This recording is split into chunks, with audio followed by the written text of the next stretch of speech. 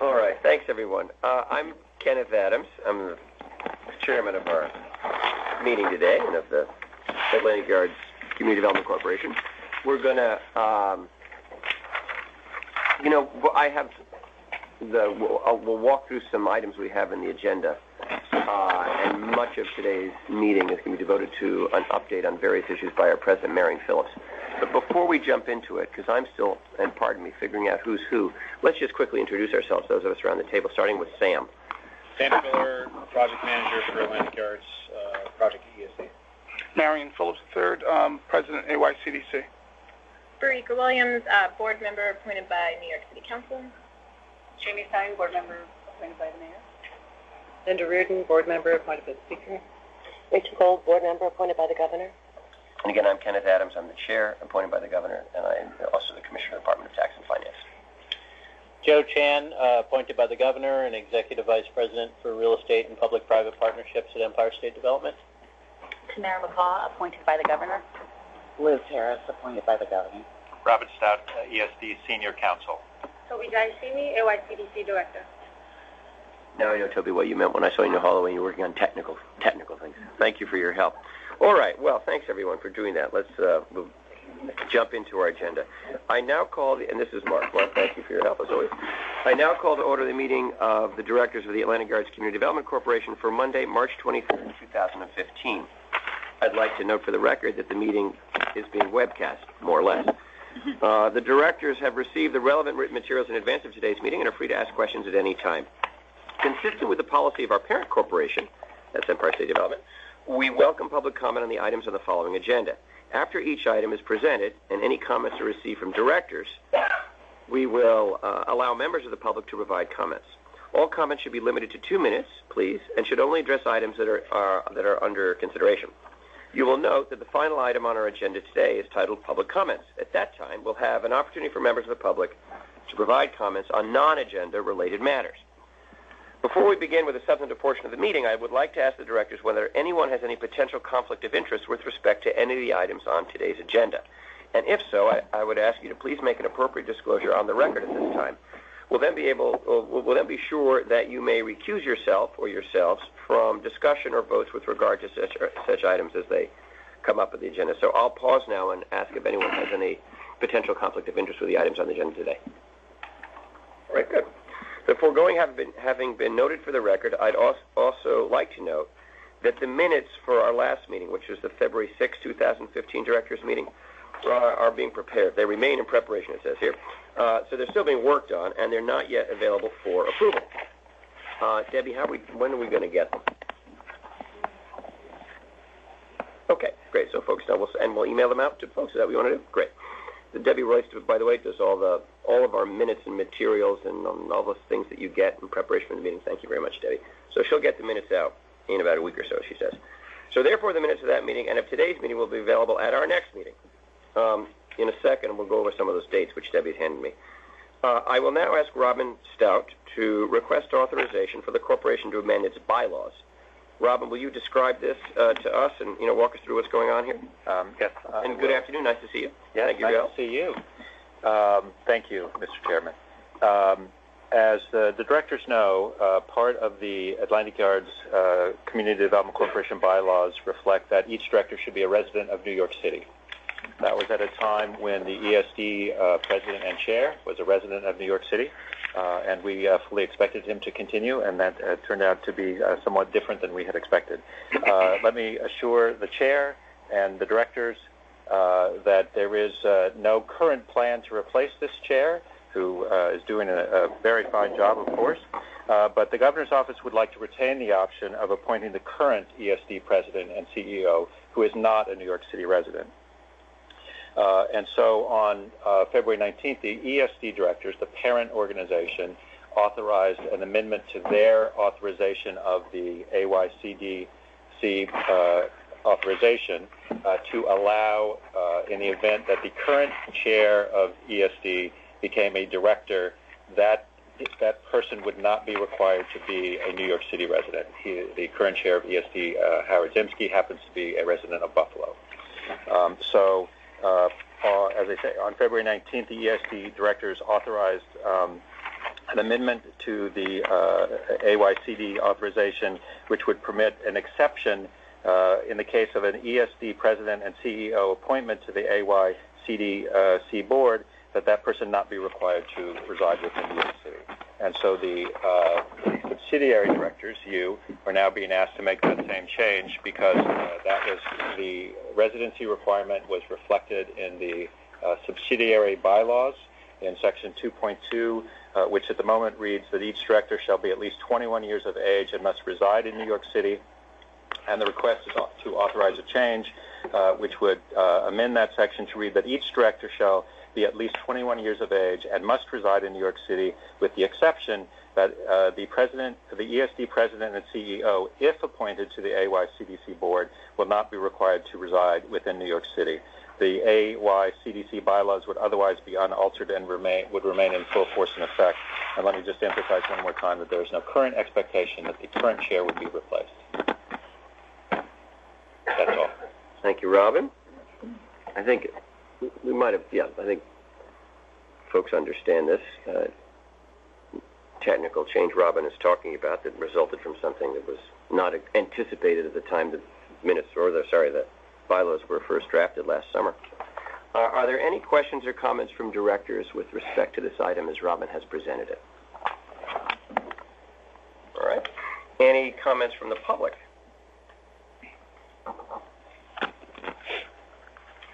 If not, I'll entertain a motion for its approval, please. Thank you, Rachel. Rachel's moved. Is there a second? Second. Good. Thank you very much. All in favor? Aye. Aye. Any opposition?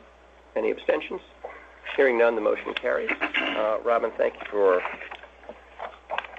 helping us to make that change to our bylaws. I'd like to welcome Monsignor Harrington, who you should know that we only just started a few minutes ago, so you haven't missed much. Sorry. Not anything. Glad to have you. Thanks for joining us this afternoon. I don't know when to do this in the agenda, so let me pause and do it now. I think you all have copies of this, but I'm glad I do, and I wanted to make sure we all took a moment to look at schedules for upcoming meetings. There is a Board of Directors meetings 2015 tentative annual schedule, and as you all will see, the idea is kind of like today, future meetings starting at 3 o'clock on the third Tuesday. Well, today's not the third Tuesday, but I guess we work towards that, right, Mary? But anyway, this is just, I wanted to make sure everybody had it because it's helpful. February, March, May, August, November. You've got dates. I think we know things happen in dates and locations and finding places where we can do the webcast cause changes in the schedule, but thank you to Debbie and everybody for putting this together so we can mark our calendars accordingly and be prepared for the future meetings this year. And likewise, and this one I'd asked Marion for, we talked about this last week, what I still, in my old-fashioned way, call the Quality of Life Committee, and I know we're supposed to call it the Community Update Meetings, but what I think of as the old Quality of Life Committee, which has been very helpful over the years. We've circulated this afternoon the schedule for these meetings for 2015 as well. They're scheduled from 6 to 8, as you can see, and we've got April, June, August, October, and December dates here on the proposed schedule. Locations have to be determined, and of course we'll send up plenty of information to confirm these.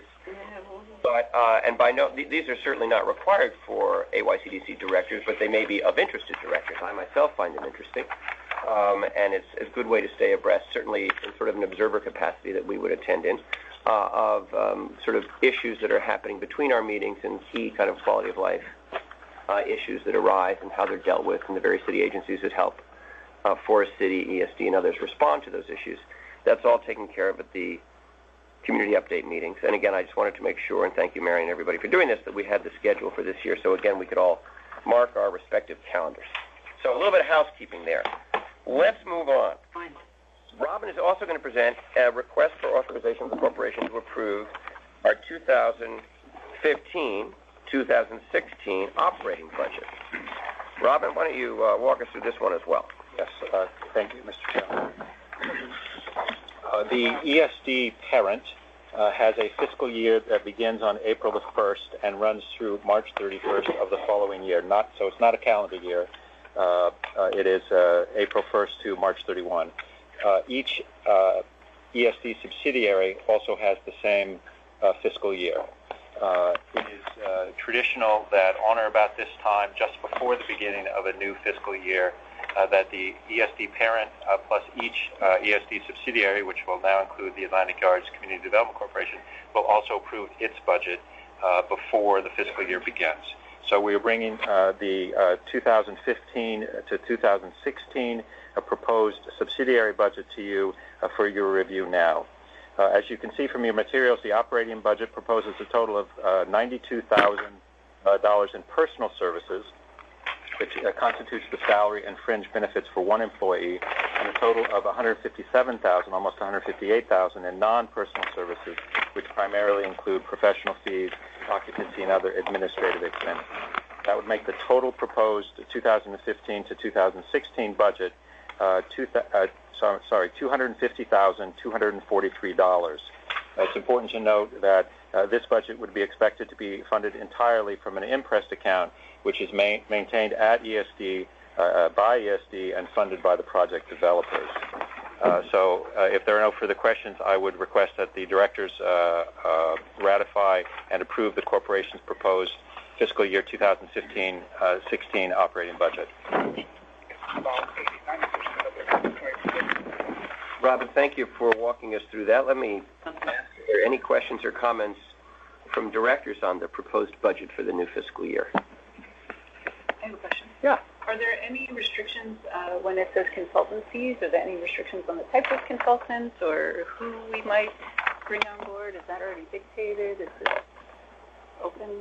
There are no restrictions. We have a pre-qualification list, which for the attorneys. We did not do a pre-qual list for consultants, which we need to do. But if there is a need arises for legal services or consultancies, we'd go from that list.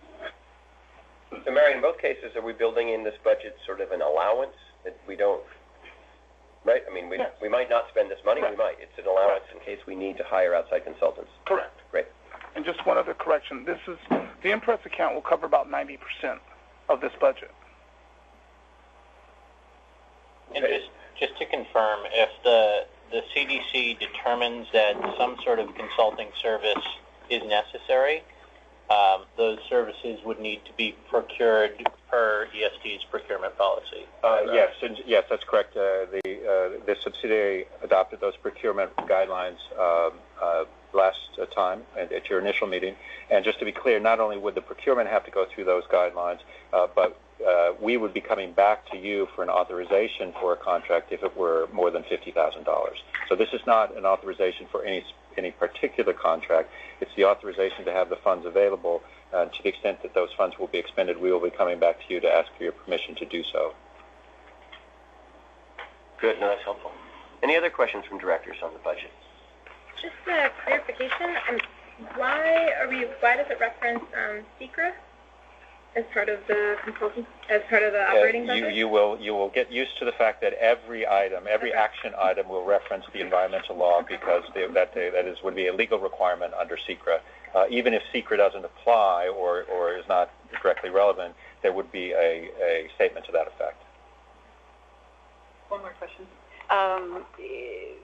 Is this on par with other CDCs?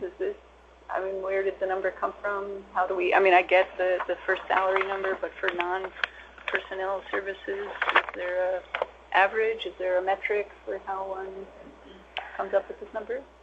I would say that it's not an unusual budget. I would say that each subsidiary is different.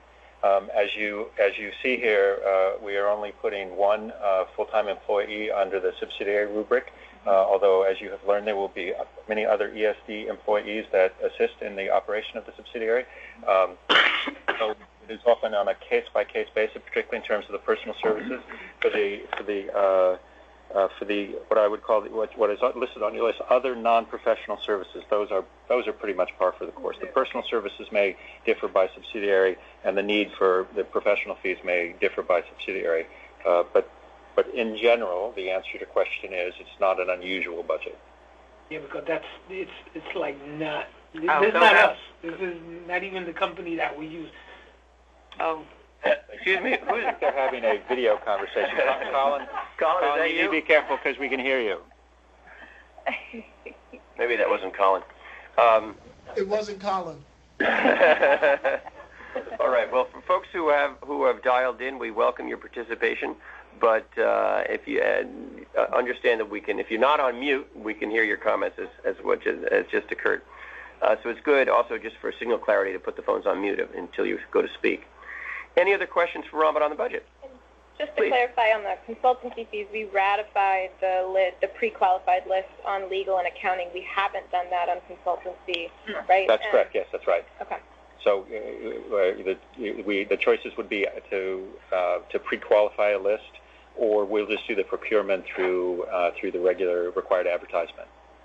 Yeah, I mean, I think there are two things that we can offer there. One is ESD does have a list of pre-qualified consultants across a number of different disciplines. I want to say it's maybe 10 disciplines, from engineers to architects to planners, that we can share with the group. But if the CDC decides that they're looking to procure a certain service that's not under the pre-qualified list, whether it's legal, I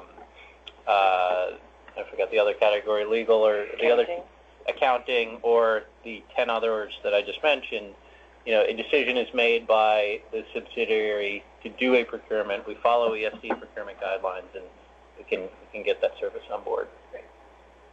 So we could in the future review the existing pre-qualified lists, Joe. Correct. Yeah, we're happy engineers, environmental engineers, community. There's a whole lot of consultants, right? All sort of for other real estate development projects. There's a list of. And happy to share that.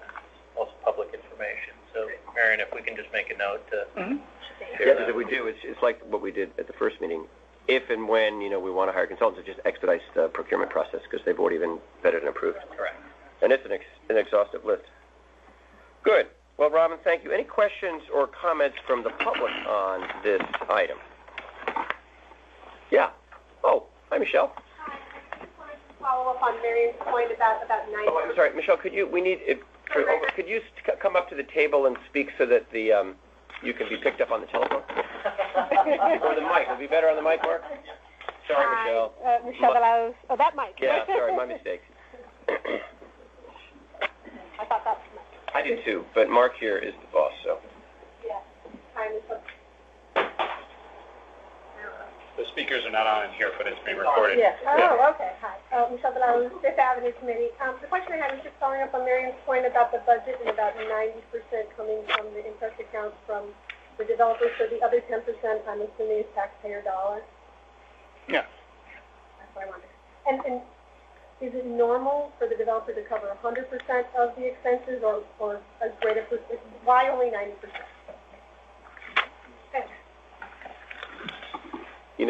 Michelle, this will be maybe at best a partial answer, but when you say, is it normal?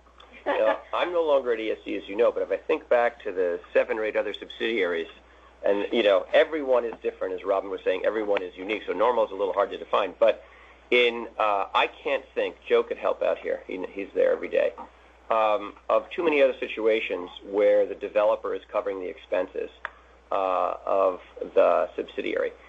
In part, that's because in cases like the ESD subsidiary in Niagara Falls or in Buffalo, Queens West, Moynihan Station, you can start to visualize things. They're all different, and many of them, the subsidiaries actually was set up to almost act like a quasi-developer. In other words, to do RFPs for the disposition of real estate, or to get the engineering services, and so they have bigger staffs and bigger overhead. That gets back to the budget question.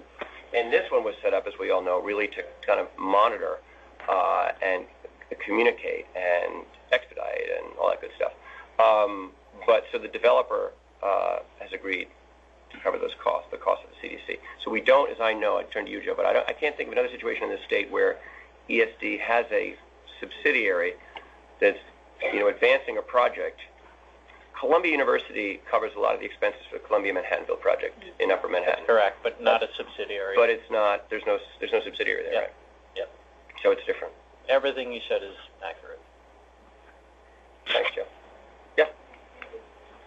I'm Jim Vogel from Senator Montgomery's office. Just following up on Michelle's question then. how is payment from, okay, how's the 90% banked? Okay? I mean, it's going to be coming in quarterly? Is it, how's that working? Robin, do you want to explain? Yes, let's let Robin get that one. Yes, that's fine. Thank you, Jim. We have a cost agreement which amounts to a contract with the developer that has required an initial deposit. So there's a sum of money already in ESD coffers, and then there is a mechanism for replenishment as that dollar figure goes down. Once it hits a certain level, which is above zero, well above zero actually, yes, it is required to be bounced back up. And in fact, we're in the process of putting together a new system whereby we would really do that replenishment monthly, so that we don't have to. We make sure we don't get behind. So that it'll be replenished monthly by the developer. Thank you, Robin. Thank you, Jim. Helpful question. Well, I didn't see whose hand. Yeah. Well, Norm, you want to go first, Norm? Rob's kind of been standing in the background there, but you guys flip a coin.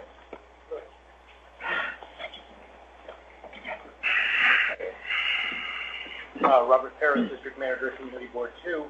And the question is a little awkward since the corporation's budget is largely financed by the developer. But, the corporation is just getting underway. It may be a little difficult at the outset to imagine what consultant services might be procured in the first year. What is the contingency should the consulting fees be projected to be greater than the current budget? Is it able to, is the CDC able to augment its budget somehow mid-year? Robert, let's give that one to Joe, who seems to have an answer. Robin, correct me where I'm wrong here, but my understanding is that, the budget is subject to amendment by the Board of Directors. So if the board were to conclude at some point in time that the budget needed to be amended up, down, or otherwise, that publicly we would take that amendment back before this Board of Directors and vote on it. So we're not, Rob, to answer your question, locked into a budget, from now until the end of the year. If for somewhere, along the road we realize that that needs to change in some way. Robin, was I right? Correct. Okay. Great, thanks, Joe. Rob, thank you. Yes. Hi, Norman Oder of the ER. I write a blog called Atlantic Pacific Park. This is just an update from Chairman Adams. You made reference before the budget issue about the schedule for the Quality of Life / community update meeting. Could you share that with us? Certainly. Norman, this because everyone here got it. Can you just announce it? Oh, sure. We can announce it. And it's also available at the... It wasn't what I... But I'm going to give this to you so you have it. But we're talking, let's see, the April meeting of the community update meeting for April will be April 22nd, which is a Wednesday. June 24th, another Wednesday. August 19th, Wednesday. There's a pattern emerging. October 14th, a Wednesday, and December 9th. 6 to 8 p.m., locations to be determined and announced as the dates approach. I know where I can get a copy. I'm getting that email. Thank you. Great. Any other questions from the public on this item? This was the budget proposal that Robin presented. Great. Yes, sir. Sorry, circling back. So given that this is, the operations budget is 90% developer funded, what exists in the event that, thinking about the future and where we might get to, in the event that we want to bring on somebody or hire a consultant that the developer is potentially not comfortable with or not in favor of? Is there any... There are no restrictions. There are no The restrictions. subsidiary is in charge of the hiring of and retention of consultants. That is not there is no developer veto. Okay, and they are bound to provide the money and us to... There is a contract by which the developer agrees to pay these kinds of external costs, correct? Good. All right. Any other questions or comments on the budget proposal? If not, I'll ask, please, for a motion for its approval. Is there a motion? Okay, good. I'll second. Thank you. Is there a second? Rachel's going to second it. All in favor? Aye. Aye. Any opposed? Any opposition? Any abstentions? Hearing none, the motion carries. And therefore, we've got a budget adopted for our first full year of activity. Thank you. Now we're going to turn to Marion Phillips, our president, to provide us with his president's report. And this is an informational item, and it's not going to require a vote when he's done, although I suspect there'll be some questions for Marion. But, Marion, why don't you take it away? Thank you. Good afternoon, everyone. This is when we did the orientation with all of you, we said this is the fourth segment of our overall orientation. Remember, we had the first meeting where we talked about the project, then we met individually with you, then we had a tour, and now this is the fourth and final segment of your orientation. So we're going to talk about the projects from the standpoint of ESD's role, ESD and AYCDC's relationship, AYCDC's role, and the different elements that fall up under that. There are about 6 elements that fall under that. There's a legal framework of ESD's role and responsibilities, housing and commencement and completion requirements, condemnation, relocation, and property management, the memorandum of environmental commitments, construction oversight, and community relations. This entire presentation will be provided to you after the meeting via email like the last one was, and will be posted on our website. Our relationship to the AYCDC's relationship to the directors and the ESD staff. AYCDC is unique compared to all other ESD subsidiaries. As Mr. Chairman has said, this is a unique one in the sense that all of our subs act really as developers to a degree. All of our subs have funnies and RFPs to dish out. In this case, we do not. This is a subsidiary that was formed mid-project. The community asked for this, and it was something we were able to do, and it provides a monitoring component, which is the primary role of the subsidiary. And the primary function is really to oversee the project, monitor the project, and provide recommendations to the ESD directors. The ESD Atlantic Yards project team is available as a resource. You met just about all of us at the last meeting and your subsequent orientation meetings.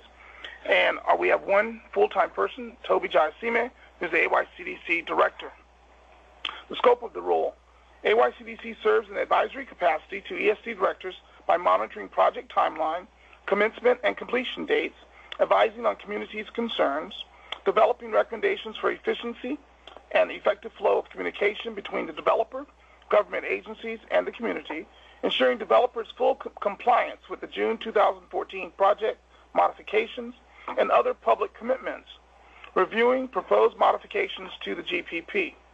AYCDC may provide reports to the ESD directors as necessary.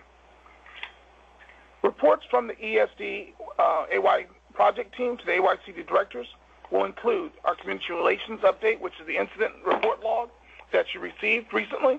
That report log, as you look at it, and some of you have with you today, pretty much shows where we receive concerns and complaints from the community. They either are emailed, they're on the Atlantic Yard Watch, or they're phoned in to Toby and or Nicole Jordan, and through Forest City. All of the, if you remember the chart, they're dated. Some of them have community numbers on them or AY Watch numbers on them. What the concern is, if we list who the complaint came from, how it was managed. Some of them are MEC requirements. Some of them just requires us talking to someone. But in most instances, all of those, if not most, I'll say most, were managed. Some that have not been closed out, they're still in progress, and we're working through that. There are also consultants reports. You'll receive a monthly STV report, a quarterly HDR summary report, a project update from our construction alert, which is what we call the 2-week look ahead, but really a construction alert. Most of you have already been placed on that email, receiving those every 2 weeks, what is expected, anticipated construction that will be going forward over the next 14 days. There's a community update of meetings, quality of life, which you've received today. From a legal framework, ESD's role and responsibility is to oversee the project development agreement, which includes the design guidelines, the memorandum of environmental commitments, or the MEC, building commencement and completion requirements. We have a project site-by-site development lease that will regulate the building construction and operation of each building. From a housing and commencement completion requirement, pursuant to our June 2014 project changes, really dealing with the affordable housing component and making those units accelerate the development of those units. B14 has already started, which was started in December 2014, will have 298 units. B3 will commence construction by June 2015, which will have 307 units. Both of those buildings will be 100% affordable. All 2,250 affordable units must be completed by 2025. If not, liquidated damages of $2,000 per unit per month will apply. The market rate condos work has already started on B11, which has 278 units. Condonation, an update on condonation, relocation, and property management. September 2014, ESD condemned 7 Phase 2 properties, which contain 12 occupants and 1 storage facility. The relocation assistance was provided to all occupants through Cornerstone Group, ESD's relocation, that was our relocation consultant. 8 occupants have already vacated. 2 more have voluntarily agreed to vacate by March 31st, and the last 2 have been directed by the court to vacate as of March 31st and April 30th, respectively. The storage facility was surrendered to the ESD in November 2014 with 478 individual stores. All but 21 of those stores voluntarily relocated their possessions, and the possessions of the final 21 stores have been moved by ESD to a Red Hook storage facility. ESD has a property manager on site to maintain site operation of the properties. The next and last phase of condemnation is expected to include Site 5 at a later date. Site 5 is where Modell's and PC Richards are. The MEC requirements. The Memorandum of Environmental Commitments was prepared pursuant to ESD's project review under SECRA, state SECRA. The MEC obligates the developer and its contractors to implement and comply with a broad program of measures to mitigate the environmental impacts of project construction. The MEC is an exhibit to the project development agreement and was updated when the SEIS was finalized in June 2014. As I take a break from this long report, when the question and answer period, Robin, Rachel, myself, and Sam will be available to answer your questions. I just needed a break. Our environmental commitments. As a result of the modification to the MEC, the developer is required to retain a qualified engineering firm to monitor, enforce, and direct and document construction-related MEC compliance. In November 2014, Remedial Engineering was hired as an on-site environmental monitor. Remedial currently has 5 engineers working on the project, 3 of whom are full-time mitigation engineers. The field activities Remedial monitors include truck traffic, air quality, dust suppression, construction noise, soil remediation, and rodent control.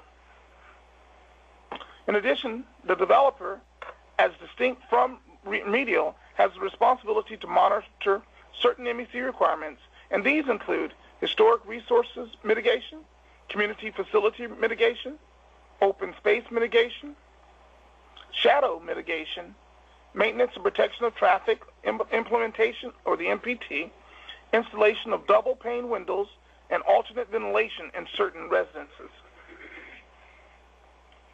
The MEC also requires the developer to provide funding for an independent environmental monitor selected and retained by ESD.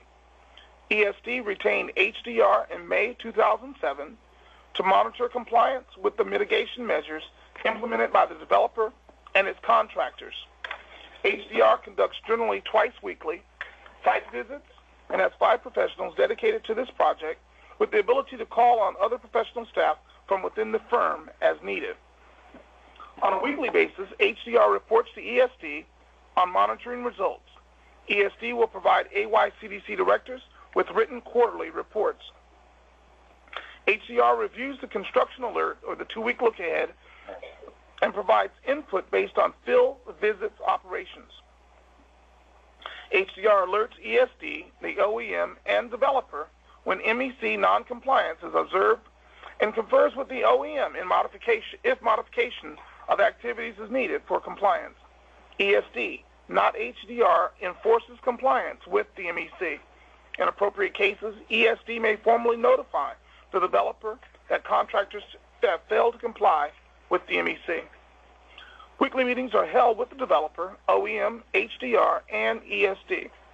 The developer provides ESD and HDR with a 6-month look ahead that describe anticipated project activities.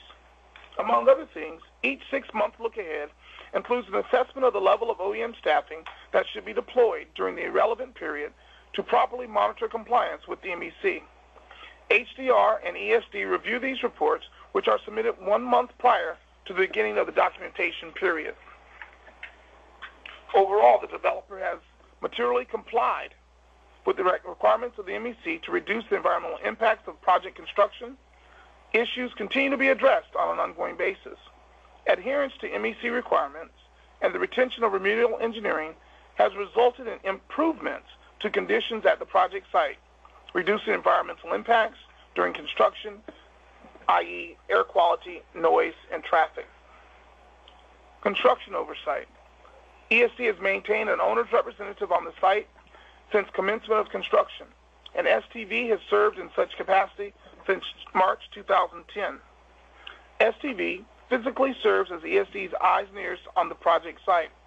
STV conducts daily visits and has 3 professionals dedicated to this project, with the ability to call on other professional staff from within the firm as needed. STV prepares regular reports and meets regularly with ESD concerning project site conditions, conformity with project documents, construction schedule, and anticipated activities and issues. STV also provides input on construction alert and the 2-week look ahead. STV performs the following on behalf of ESD: reviews design and construction documents, monitors all aspects of project construction, including for conformity to the project's general project plan, design guidelines, and other project documents. Reviews and monitors implementation of the developer's site safety plan for protection of the public, including but not limited to provisions to maintain construction barriers and fencing to ensure pedestrian safety. Monitor activities such as construction equipment and vehicles, including the use of cranes. Attends regular progress meetings with developer and its various contractors as necessary. SCV cannot enforce compliance or issue a work stop order. Community relations. ESD is committed to actively addressing community concerns related to the project. ESD maintains a comprehensive incident log report of all inquiries and complaints made directly to agency via email or phone. Nicole Jordan, Community Relations Director to the Atlantic Yards Project, works closely with the developer, project consultants, HDR and STV, and the community in addressing incidents and concerns. Community update meetings, formerly known as Quality of Life, are hosted every 2 months with representatives from the developer and state and city agencies. These meetings provide a public forum for agency reps to present their reports on the project. Community members are offered the opportunity to ask questions directly and highlight areas of concern not previously discussed. That is the entire report. Thank you, Marion. So, Mr. Chair, we have actually 4 people here to answer questions based on the different topics. Robin will answer any legal questions. I will answer general questions. Sam will answer project questions. Rachel can answer environmental. And Paul is also here to answer construction questions. Very good, and thanks for your report. And I think we have, whoever's absent, I know we've got a written version of this that will be emailed to us, and people who weren't able to make the meeting take a look. And I know you said you'll also put it on the website, which is helpful. I'd like to lead us into the portion of the meeting that I referenced at our beginning, which is really the public comments section. I understand we have with us today some attendees who wish to share comments that don't necessarily address items on the... questions. Pardon me? The directors may have questions. Oh, well, you will do directors first, and then we'll do the public, right, like we normally do. They were raising their hands at this end. I I just like to get the stuff I have to read, I like to get it out of the way. And so we'll do both, right? We'll do comments, questions from directors, then we'll turn it over for the public comment period. Well, so who wants to start? Sure. Great. Thank you, Marion, for the report. So I have a couple questions. I think I'll just sort of ask a few and then move forward. Let me ask everyone to join us. Rachel, Paul, be the easiest way. Will you come sit at the table? Yeah, please. Yeah. Will Rachel and Paul join us? They're right behind you there. No, they were asking me to speak louder. Wayne, if you can you hear okay back there? I'm sorry. Right. So the report that we received, is that a culmination of, I see that there's Atlantic Yards Watch, as well as what I'm assuming Nicole or maybe Toby gets, and that also includes Forest Cities? Yes. Nicole is coming to the table and can answer it very specifically, but yes, it's a combination of everyone's complaints. But Nicole, would you share? And Marion, just for the broader public, if you can give some context to the report that Jamie's referencing and what it tracks. So Nicole started a report, an incident report of all concerns and complaints that we can receive. And when I say we can receive, meaning directly to her, AYC, Atlantic Yards Watch, Forest City, and that's all of them. And so what happens is she puts it on a spreadsheet and just lists them all based on if it's Atlantic Yards, if it's Forest City, if it's us. When I say us, that can come into us via email or phone call, or when she's out there walking the site on a regular basis, if she sees something, they're listed as well. And so that would be the universe of possible inputs. Okay, great. A follow-up on that. Chairman Adams, you had referenced the quality of life meetings as something that has been very helpful over the years. The log that we have starts January of 2015. Is it possible to see reports from over the years? So Nicole joined us less than a year ago, and as I said to you, I think privately, we did not have this report. She started it as a way for her to track all the different concerns that were coming in. And so at this point, we really don't have a quantifiable record. And as I said to you, what little documentation we have, I really cannot even address it fairly, and it would not be a fair representation because we were not doing it. And now that when she started, she's been doing this very comprehensively. And so we just share from that point. So is this available to the public? We are still in the process of trying to sort out how we put all this information out there, but a direct answer is the fact that you have it, it will go up on our website and it becomes public. Okay. Okay.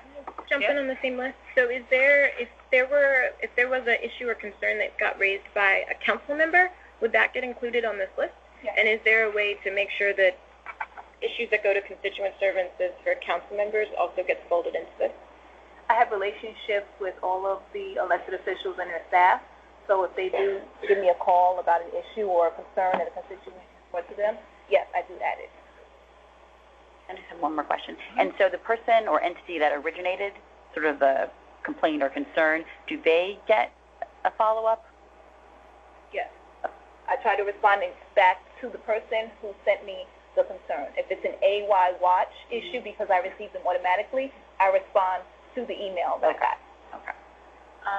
Nicole, I know that when we met at the sort of Dean Street walkthrough by the construction fence, you had explained for me how you work concerns through towards possible closure, and so I think maybe for the benefit of the rest of the board members, if you could reiterate that, it would be helpful. And just, sorry, Jamie, but again, I'm concerned that Wayne is it's hard to hear. This room is good for a lot of things, but it's also, probably for theatrical reasons, has this curtaining all around it, which dampens the sound and makes it hard to hear. So, did you hear Jamie's question? No. She wanted to, if I can just quickly paraphrase, to ask Nicole to kind of walk through the process of, a complaint coming in and what Nicole does. And maybe, Nicole, again, if you can maybe even go to the other end of sit on the other side of the table, so Wayne and others can hear you while you speak, whatever's convenient. But we need to speak up so everybody can hear. Wayne, is that okay? Okay. So what happens is if I receive, however I receive the complaint, if I receive it from an email, Forest City may receive the complaint before I do, then Roberta forwards it to me. She forwards it to me. So I get the complaint, phone, email, through Roberta, through a call from, or email from Peter, AY Watch, however I get it. I add it to my log. So then I work to figure out if it's an MEC issue. If it's an MEC issue, then I loop in HDR, who are our environmental consultants. If it's not an MEC issue, then I don't need a response from them, but I do still put it in a category so that I know if it was a complaint about dust, if it was a complaint about truck routes or idling or queuing, or miscellaneous can be anything. Trash would be miscellaneous. So I put it there just so I can categorize, and it gives me a sense of what's happening with the project. So then I do an ESD response, which means I reach out to, if it's a complaint about a bus not being able to get through smoothly, I reach out to MTA, I also reach out to DOT. I reach out to Forest City. So I constantly keep Roberta in the loop about how we respond to this. Some of the complaints I need to hear back from Forest City, so I reach out, I say, this is what I heard. They work on their end to get me some information about it. Then I add it to the response, and I reply. If it's marked open, that means I'm still waiting for a response from a state agency, a city agency, Forest City, for various reasons. I'm still waiting to hear back on how I can resolve this, or how it can be resolved. That help everybody? Yeah. Any other questions? I do. I have a list. I don't want to. Keep going. Okay. You're on a roll. All right. Yes, I can get on a roll like that. Great. Thank you, Nicole. So, thank you, Marianne, for walking us through all the different players, HDR, Remedial, who is hired by Forest City to be the on-site, sorry, I need to speak up, the on-site environmental monitor. So you did reference the board receiving quarterly reports. So I have a question basically about what is the scope of work for Forest City's on-site environmental monitor? How does, you mentioned HDR and Remedial, you confer with them. How does that happen, and what happens? What's sort of the time frame for that? What comes out of that? And is that the report that we'll be receiving? I'm going to let Rachel. Yeah, let's have Rachel Schatz handle this one. I know half that answer, and you've made it a very complicated answer. I'm just going to ask that we take those one. Yeah. Sure. First one was, Rachel, speak up. Oh, I'm sorry. The scope of work for the scope of work for the OEM. So the memorandum of environmental commitments, which we refer to all the time on our responsibilities for mitigation. That is a 20-something page memo that is on our website. That is something that's available to the public, has been available to the public ever since our original EIS. But as Marion said, it's been amended since the SEIS. And in that, every single mitigation commitment on the part of the developer is specified. And if there's any kind of metric in there about what level they need to meet, or how often, or, radius around the site, or anything that is specified to that detail is in there. And as Marion said in his presentation, there are a subset of those MEC requirements that Remedial is on behalf of the developer overseeing and monitoring, and then the remainder of those mitigation elements are still maintained under the developer. And right now those include the implementation of the MPT, the installation of the double pane windows and the alternate ventilation, otherwise known as air conditioning units, the historic resources, vibration monitoring, the open space mitigation, the community facilities mitigation, and I may have forgotten one. So those are all right now under the developer, but they are still committed to complying with those. And then our consultant, HDR, who we call the mitigation monitor, they more or less oversee or observe on our behalf in the field and through documentation the compliance of everything in that MEC. 2 days a week. Well, they're on site 2 days a week, but that doesn't mean they're not working on the project 5 days a week. Got it. Okay, and so just a little bit more clarification. All of the things that you listed that remain under the developer, so I'll have to go back through the memorandum. No, let's just ask Marion to bring it up on his iPad so we can. Okay. Hard copy. Yeah. It's like page 10 or 11. No, I have the document Oh, you here. have it. I'm just confused as to what is under remedials. What The first slide is responsible remedial, for? and the second slide is the developer. I'm sorry, I just have this document. Oh, I misunderstood. I apologize. Okay. So under remedial, it is anything related to truck traffic, or actually it's just construction traffic, air quality and dust suppression, construction noise, soil remediation, and rodent control. And then what's under the developer is historic resources mitigation, community facility mitigation. That's like the daycare slots and the school that are required. Open space mitigation, shadow mitigation, that's the one I forgot. And the MPT implementation, and the noise mitigation that includes installation of double pane windows and alternate ventilation. But I'm sorry, I just want to clarify. Even though remedial is covering one subset of responsibilities and, quote unquote, the venture or the developer the other, the developer is responsible for everything. Right. The remedial is their consultant who's assisting them in a subset of categories, but the venture developer is responsible for all of it. That was, I wanted to clarify how those divisions works for everybody in the room.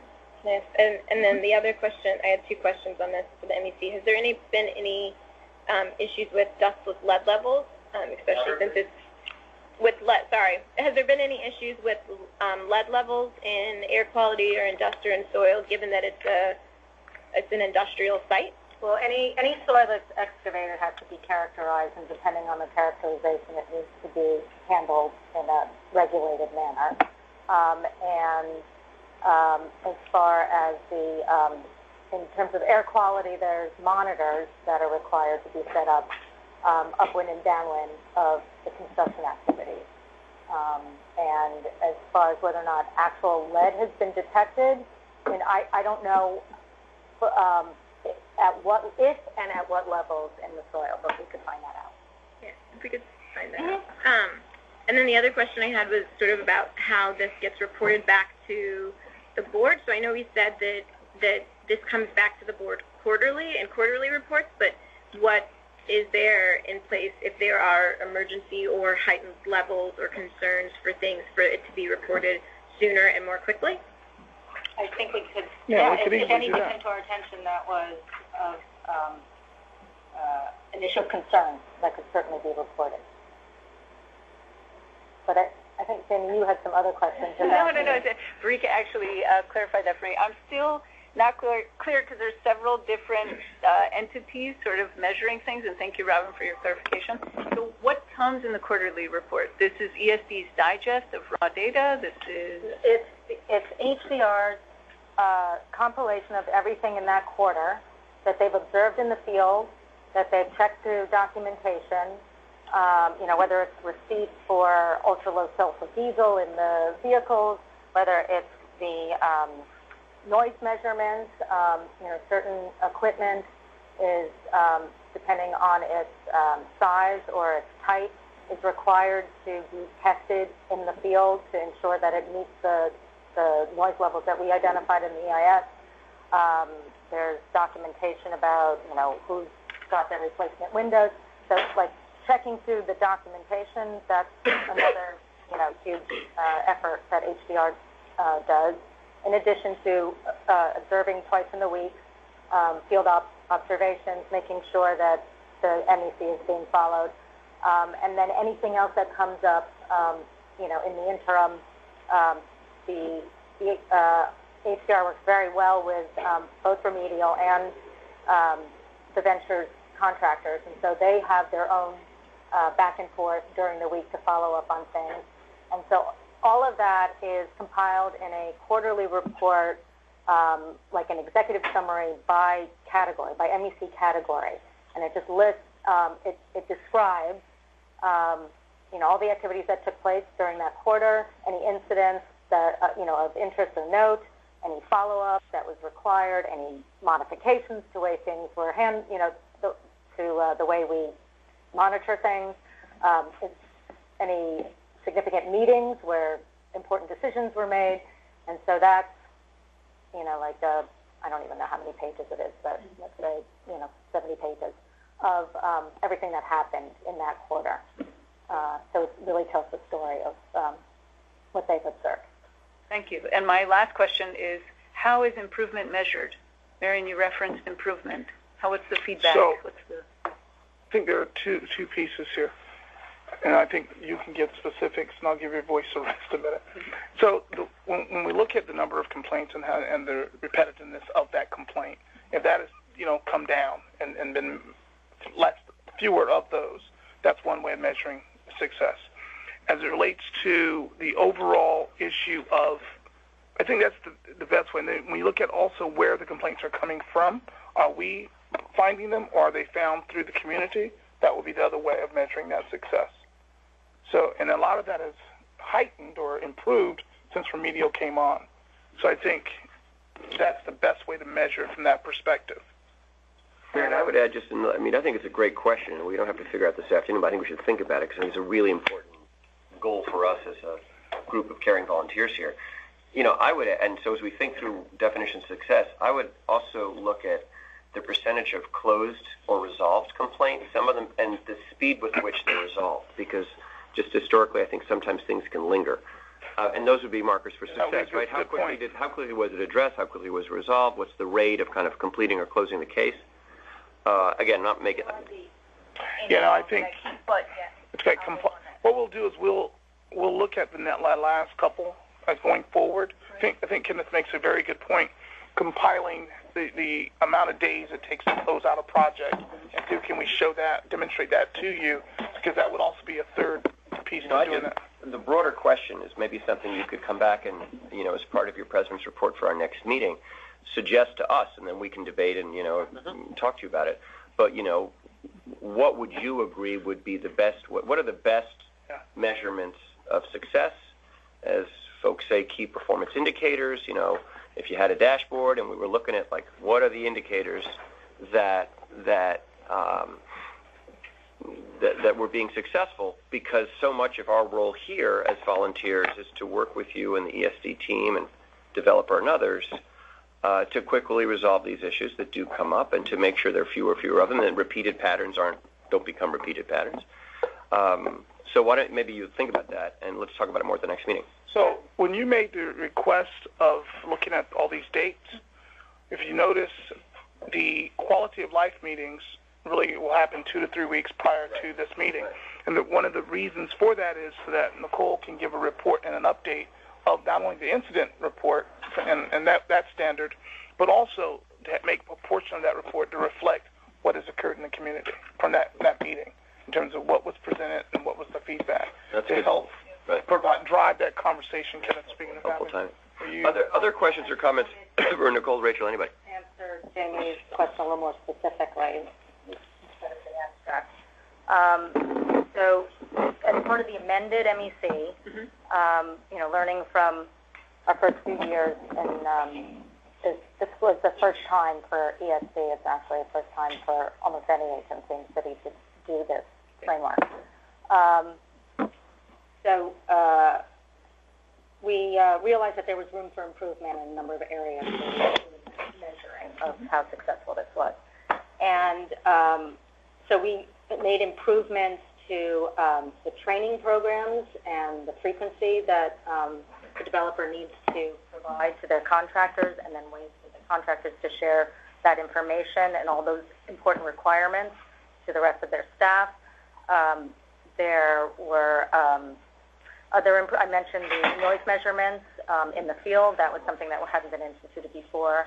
And then in the requirement that they hire this outside environmental OEM, we had asked that they provide for us their means and methods for doing their job, and that was very helpful. And so that's really a very significant improvement in terms of how do we measure success. And so I think all of these things together, from the amendments to the MEC to the OEM really having a very definite way of measuring the compliance levels, and then just it is a very cooperative endeavor. I know that HDR is our consultant and OEM is the developer's consultant, but in the field everybody is looking to just make sure that we're doing everything the best way that can be done. Yeah, thank you very much, Rachel. That's a lot of clarity, I think, from the last meeting, so thank you. And Chairman Adams, I really appreciate you saying that this is something that we can continue to bring up, because I see this as kind of the main sort of thing. Yeah, and I just want to say that focusing, Rachel, you bringing up sort of like not in the abstract, but how specifically your consultant and all the folks working are measuring their improvement, that's a huge part of it. I don't mean to say that just resolving community complaints should be the performance indicator, the only one, because I think that puts a really great onus on the community. So just, going on the record saying that performance indicators should not just be resolution of community complaints. Other questions or comments? Yes. Did FTV as owner's rep have any role in the oversight or review of the maintenance and sections traffic plan as it was developed? Or was that developed? That is when I'm sorry, I didn't mean to cut you off, but when Forest City is developing their MPT, it is reviewed with us, with our consultants. We review it with DOT. It goes through quite a vetting before there's something that the agencies feel is plausible. And in the most recent case, I know that the 16-foot fence around Block 1129 is problematic for a lot of reasons, but that was many months in coming to that solution. And I know it doesn't meet the approval of many, but it was in order to achieve all the competing objectives it needed to, which include very substantial mitigation for the residents in the area as far as dust and air quality. And I know it does impede traffic to an extent, but that was clearly vetted with us, our consultants, and the agencies. Are there any documents available since we came on board after the fact, or any of the? I think the final MPT is. The final MPT, which is reflected in the slides. Yeah. Other questions or comments for? Really, this started with Marion, but Nicole and Rachel. Now that everybody's here, yes. So I have a couple of different questions. So following up on the MEC, is there? I think. Jimmy's right. This is a key piece of what this board does. Is there a way to sort of put this information together in a synopsis for those of us who sort of have to go through and figure out what these different entities are, who oversees which piece, sort of how it all fits together? I know we're going to get a copy of this presentation, but we sort of need to be able to think and dig into this more than... Like an org chart? Yeah. Like an org chart with helpful. responsibilities attached to each thing. I think that would be helpful. For this piece specifically, it might be helpful more broadly. It's a lot to dig into an entire scope of work and kind of devolve from that scope of work what they're actually doing and how the different entities are responsible for different pieces. So I think that would be helpful. I think another... Actually, if we can just try to close that loop so we know what to do in getting back to you. Sounds like both the org chart as it relates to the MEC, then maybe an executive summary of the high points of the MEC. Yeah, a graphic version of what Rachel described quite clearly a little while ago would be helpful. That would be like the org chart. Another question I had was on the STV, which is, I think I just missed it, Marion, when you were saying, I know we have the quarterly reports from HDR. How frequently are the reports from STV? Monthly. Monthly. It'll be monthly. And is there a way for us to get a copy of the current rendering of the architectural plans for the site? We actually haven't. I know personally I've seen 2 different versions of the final rendering of the entire project proposal. I'm not sure which one is the most accurate. We don't have that. No, we don't. Yeah. We don't have anything for the entire site. Outside of the maps. Oh, site plan. Well, site plan, but also there's been a couple. I know when it sort of transferred from Atlantic Yards proposal to Pacific Park proposal, there was a different set of renderings that sort of became the public image. We have old renderings from the Gary proposal, which are not to be considered as the project anymore. We had the site plan, but there's also when Pacific Park was announced, there was a different set of renderings that were put as like the public image documentation. I actually don't know. One had interior parks, one had exterior parks, one had higher buildings, one had shorter buildings. Let me look. Let me look. If it exists, we'll give it to you. Okay. We'll ask and see if it has one. But we don't have renderings for every building, right, for every parcel. We only have for what Florida City is at that point. So we have renderings right now for B11, B14, B3, and B2. And I know this is a question, but I think it'd be good to ask Forest City if we can get a current project proposal rendering. I know a site plan is one thing as a aerial view, but helping people understand and even us understand sort of what this looks like from a street view and from thinking about, are we talking about, we know the building heights on different things, but what that sort of looks like as a site overall. If it exists, I'll be more than happy to share it. I'll ask them, I'll speak to Forest City Greenland and see if it exists. In terms of what exists, so there's the site plan, there's the narrative in the GPP on what project-wide is going to be delivered and over what time. And then there's also design guidelines that cast a fairly broad envelope about what can be built and where. And stop me if I'm wrong, Rachel or Robin, but generally what happens is when different buildings get teed up to be, to go into construction, the developer will obviously design those buildings within the context of the design guidelines, the envelope that was approved in the general project plan. And I think obviously when buildings are, coming closer to, going into construction, you move from the design guidelines, kind of the broader envelope, to the specifics that you're requesting. And I think one... Right, that would be correct, but we don't have anything beyond transport buildings.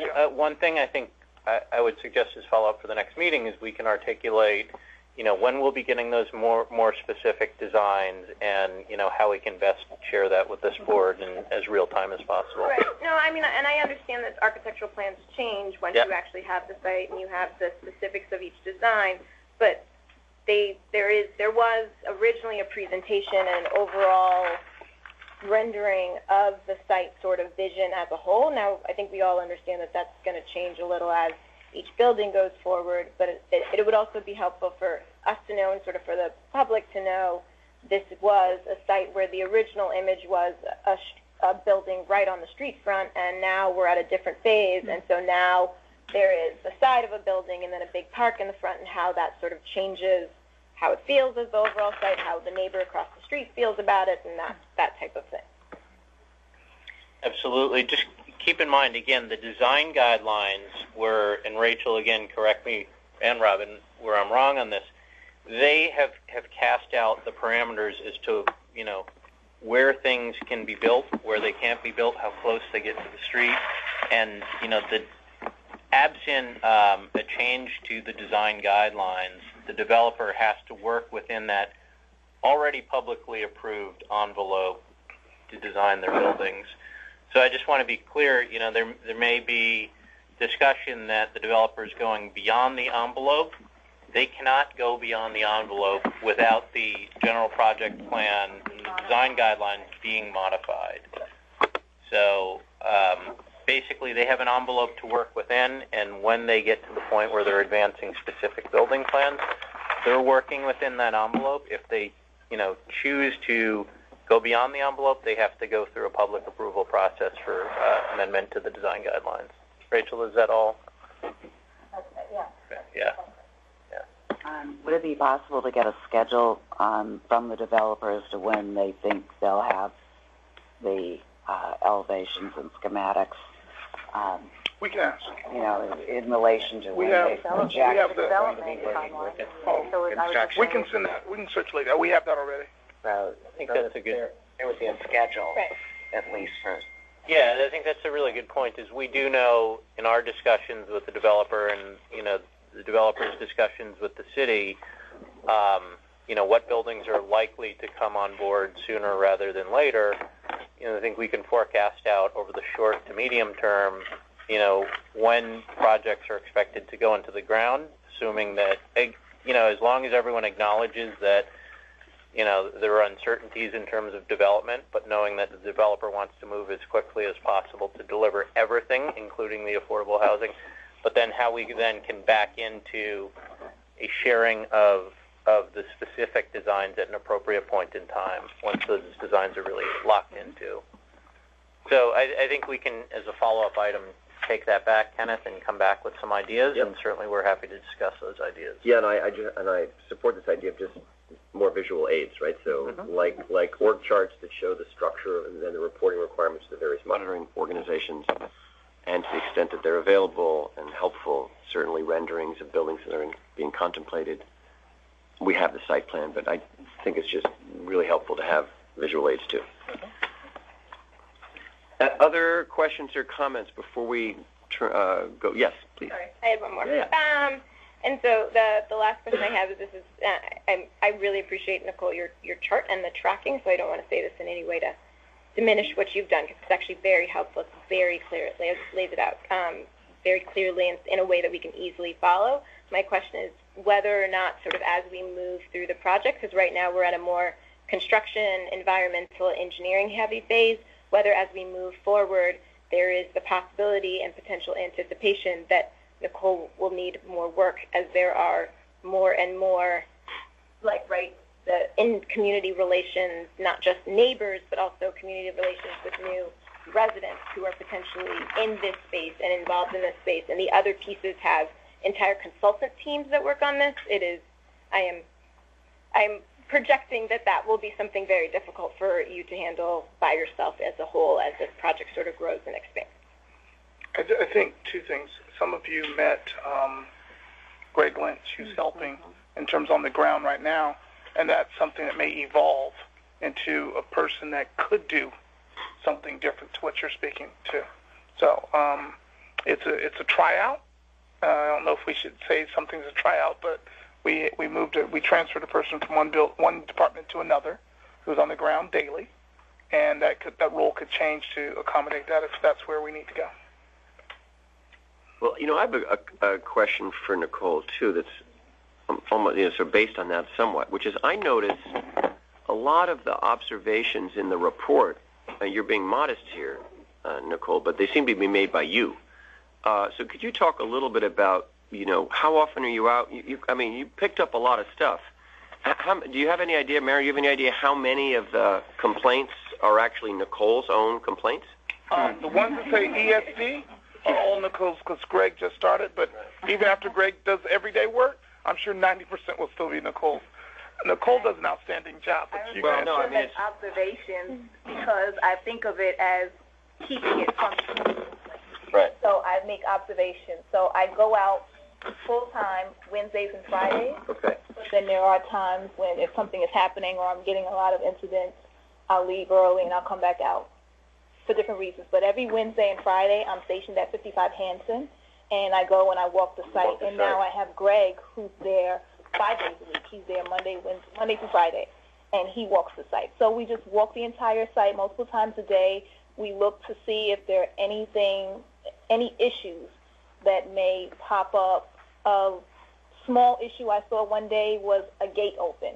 That's something I called Roberta. I said, hey, I saw a gate open on B4. She came over. She did have whatever she did, and the gate was closed. It was a piece in the gate that just popped open. They came, they fixed it in 24 hours. So it's just things like that I walk around and I try to monitor. That's helpful, and I didn't know your schedule, so that's helpful to know as well. But I also, going back to Jamie's point about sort of measuring success, it seems to me, and I don't know how you put this, is you'll think of this and report back, Mary, next time we meet, but that it's better if, a state employee like Nicole Jordan is out there and anticipating something before it rises to the level of a frustrated member of the community who may be tired of calling in the same old thing or whatever it might be.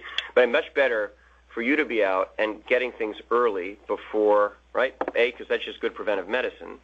But B, it's a service to the community to have, don't mean to sound, people on state payroll, right, doing their jobs as you're doing, it's right? But so to take a little pressure or relieve the community from they're going to be monitors of this forever. But you know what I'm saying? I just thought of this. I mean, it's a new dynamic, I think, to some degree, and I think it is really helpful and should be encouraged. And your associate is there 5 days a week. That's encouraging, too. So one measure to think about over time is where are the complaints coming from? Are they observations, kind of earlier stage observations from in the field ESD staff like Nicole and Greg? And what are they, on a percentage basis, compared to the overall complaints coming from all the other sources that are understandable? It's an interesting thing to track. The other thing is just about snow, Nicole. It can be duplicated. So I just want to reflect that I do duplicate things in my report because sometimes it's something I see or it's something Remedial has already told me about, and then I'll receive an email from the community. So I'll put them both in there just to say that I received 2 different incident reports. And Nicole, my other question is just much more practical, which has been, as everybody knows, kind of a harsh winter with lots of snowfall. And I noticed you had a couple of, again, your own observations or complaints about snow removal. This is the type of thing that, again, if we kind of figured out what went wrong with snow removal, I know some of it was LIRR, some of it, I don't know but it's the sort of thing that strikes me that if we could figure out what went wrong and do some work over the summer into the fall so that next year, assuming it snows again, which is a fair assumption, we kind of address something like that, right? Learn some lessons from this winter and fix stuff like that so that we don't pick up a report a year from now and say, oh, we had, same problem over and over again. It's just an example, in this case, of something seasonal, but it's important for public safety. So another question. Monsignor, yeah. 311 complaints are referred to you as well, or no? So how I handle 311 complaints. 311 has available every 6 months a giant-sized list of every complaint. I also can access it to a site, but it's not filtered.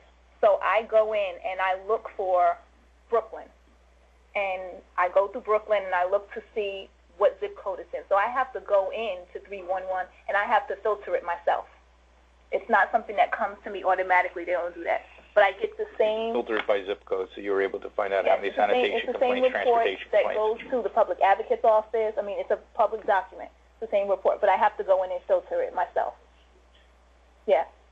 It's not as helpful, but, let's say, using Kenneth's example of seasonal snow issues or ice issues, something of that nature, maybe easier because she can look at a time and a zip code, but overall, I think hundreds of thousands, so it's very difficult. Yeah, it's a very large document. But to Monsignor's point, 311 calls get routed to an agency, right? So 311 point about a traffic issue or a street light that's out, it's going to get to DOT. And so if you contacted DOT, do they sort their at an agency level? Do they sort, by zip code or by... I'm not sure how they sort it at the agency level. I know what I do in going through each of the incidents. But I know that that's a public document that it's sent to multiple agencies. So I imagine that they do receive it as well, but I haven't spoken to DOT about that. What we can do is speak to City Hall and ask, that specific question. Yeah, I mean, there are a set of agencies that for years have responsibilities with respect to this project and receive the 311 dispatcher sends the call, online, however they do it, sends it their way. And I just wonder if some of those agencies sort and could be helpful at getting that information in Nicole. Well, I think that it's not simply for complaints, but I would think that people who might be looking for affordable housing might be calling in the area. There might be a whole host of complaints where people are going to be particularly calling 311, are not going to have the resources to track down a number to get a hold of you or someone at Forest City Rat or something. Joe is calling for Neil Diamond tickets already. So I think with that, I think this came up last time when Forest City was here, and I know it would potentially bump the complaint numbers or observations up, but I guess this sort of goes into how we measure success, but maybe being more proactive as a group and sort of soliciting people to make their complaints to us as opposed to, because if there's no way to code it in the 311 system, then this is why you have to go through it by hand, and that's probably not going to be fixed on their end anytime soon. So a way to, there's some people who are longtime homeowners in the neighborhood and who have been a part of this process for a while, but it's also a transient neighborhood. There's going to be a lot of people who come in and out over the course of the project, and some way for them to know this is the right number to call when you have a concern regarding this project up front, so that we sort of get all of those things funneled through to here and they all make it onto the chart to begin with. So right now, and Nicole, you'll have to correct me. So Nicole's information is on the 2-week look ahead. Any signs that go out into the community, they're on that as well. I think that's a starting point. I think as the buildings come online and as other concerns arise, we can continue pushing that. I think the piece that we can really do is figure out how we can, again, be proactive and reach out either to buildings and or different events, be it public meetings, police precinct councils, community board, and we can just put more of that information out there with Nicole's and Roberta's information. That'll be much more helpful to your point. We can do that easily. And to piggyback on Mary, some of that is already in progress. Other comments, questions for Nicole and the team from directors? Mary, maybe not for the next meeting, but this last question makes me think about a communications question to AYCDC, which is how do we view our communications responsibilities, and what do we do as an organization to communicate with the public, to tell the public about some of this, again, I think this issue of people who are new to the community, it's an opportunity. There's an opportunity here for the AYCDC to sort of leave this room, right, and to think about what we communicate to the affected neighborhoods, residents, people who've been here forever, people just moving in, about who we are and what we do and how we're here to help. And maybe that does make, fill up Nicole's and Greg's email inbox a bit, but that's okay. As I said before, that's why we're here. Maybe I'm thinking this could be ESD has some great communications resources in case Arlen Wright and others. So maybe y'all could think about this and just come back with some ideas. Sam is already starting to work on that from a website standpoint, also from some software standpoint. And so, yes, is the answer to your question. Yeah, I mean, not to figure it out this afternoon, but I think it's an important thing. But we've already started the research. That's all I can tell you. Get it on an agenda. Again, Kay and others back at the ranch who really think about this all the time could come up with some suggestions for us to consider. Are we going to be, may I ask a question, are we going to be working in subcommittees at all? Are we going to be whacking some of these up as projects or missions? Or are we going to be doing everything? And how do we... I think for now, Rachel, it's a small and manageable group, and so far I think this is just because we're getting started anyway. I think we're going to... We do have under open meetings, all that gets complicated. A small group of directors becomes a quorum, and then you have to be on television again. So the logistics of subcommittee meetings and things like that. But for now, again, because it's a small and manageable group and we're getting to know each other, I think this is a good format. Down the road, we'll see. You might be right. Good. Any further questions comes from directors? If not, then we can go to the part I prematurely announced, which is giving a chance for members of the public to make comments. And this is really the last item or portion of our agenda today. And we want to invite individuals to share comments. I believe people have signed in with Nicole. Generally, I would ask that you try to limit your comments to 2 minutes, please. I'd also like to state that this is not intended to be a question and answer session. I think people know that from our first meeting. It's an opportunity for those who wish to make comments to do just that. And Nicole is going to leave the room. No, she's getting the list. Nicole is going to manage a sign-in sheet, or at least take us through the sign-in sheet. And then when we're done with that, others that want to speak are free to do that as well.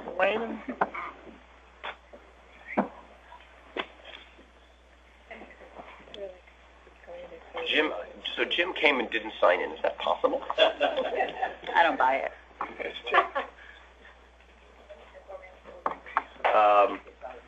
So, Nicole, you have some people that have signed in, I believe?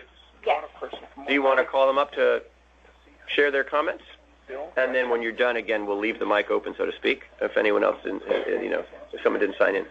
But this is a way to respect the sort of order that in which people signed in. So, Nicole, who's first? Steve Etlinger. Steve, come on up. Thank you. Is that from Visa? Well, I'm affiliated with a bunch of people. I'm really just a complainer. I'm here as a consultant. Talking about complaints. Steve, that may be your affiliation, but please give us your name and affiliation and to share your... Steve Etlinger. I've lived in the area for 31 years. I'm a very small-time landlord and member of the ad hoc Barclays Impact Zone Alliance, as well as a block association. And I had several questions. I know I have 2 minutes, so I think I should combine them all in my 2 minutes. Seems it's not a Q&A, is that right? Yeah, it's not a Q&A, right. But you are certainly, so do whatever you are most comfortable with, like if you want to. I would like to raise the question, is it not problematic to have 2 board members, I believe they're absent today, Sharon Daughtry and Bertha Lewis, who have had or now have direct financial relations with developers? I would like to know if that is, in your eyes, not a problem. And again, I guess I'm not going to get an answer now, so I have to go on to the next. Yeah. My notes from the last meeting, and I do take notes, was that you anticipated 400 buses for last Tuesday's event, and yet it was a complete disaster in terms of the disorganization and the volume of buses, as if it had not been anticipated. So I think 2 things come from that. One is perhaps there's need for better coordination, because obviously somebody was aware of this event and that a large number of buses would come, and yet the planning was not sufficient by any stretch of the imagination. My final question is about complaining. As a consultant, it is very confusing to the public as to where to complain. I see progress being made here. I applaud it. I encourage it. I offer to volunteer as a sounding board, if I may. The Atlantic Yards Watch website has proven very good, but for many of us who post something there and call 311, we think that, okay, now that's done. There's some accountability, certainly. There's a record, especially with 311. And there is a map, an interactive map that President Colt mentioned, where you can see the number of complaints by address. I'm not quite sure how it works in relation to what your needs are, but that's what the police say they use to find a problematic building when there's a number of quality of life complaints. In my case, I've seen a number of complaints at the same addresses, for example, illegal parking, and I should think that would be something that would be tracked. But my comment here is more about it's confusing to people where to complain, because you've got Forest City Ratner, Atlantic Yards Watch, 311, maybe directly to the police department, the ESD. At the last quality of life meeting, somebody from Forest City Ratner was saying, I think her intention was, just call us. And that's going to be discouraging to people who want to complain, because there are too many options. So your focus on marshaling complaints and anticipating complaints is excellent, and again, I offer to volunteer as a sounding board on that. Final for Joe Chan. You mentioned that the design guidelines can't be modified unless there's a process followed. Can there be equally a demand to make the guidelines change to require smaller buildings? And if so, what is it? I'm going to defer. Actually, let's figure out how, since we're not doing Q&A, to respond to that. So I think I asked it as a rhetorical question. I think what we'll do, Mr. Chair, if that's okay with everyone, the directors, We will take the questions because we're writing them down. Right. We will address them and post them. And post them. Send them out to the directors and then post them. And post them on which site for the record? Atlantic Yards, our website, ESDs. ESD. And for the record, ny.gov/Atlantic so one more time, esd.ny.gov.